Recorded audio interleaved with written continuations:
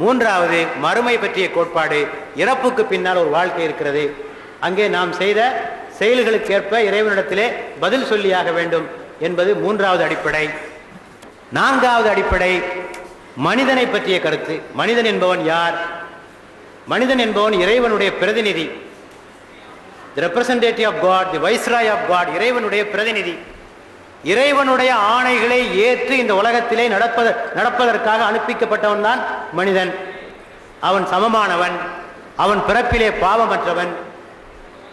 மனிதன் ஏன் இந்த உலகத்திலே வந்தான், எதற்காக பிறந்தான் என்று சொல்லுகிற போது இறைவனை வணங்குவதற்காக பிறந்தான்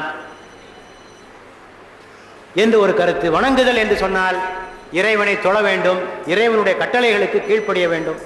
இறைவன் எதெல்லாம் செய்யினானோ அதெல்லாம் செஞ்சால் வணக்கம், இறைவன் எதெல்லாம் செய்யக்கூடாதுன்னு சொன்னானோ அதெல்லாம் செய்யாமல் இருந்தாலும் வணக்கம், தொழுதாலும் வணக்கம், வட்டி வாங்காமல் இருந்தாலும் வணக்கம் தான்.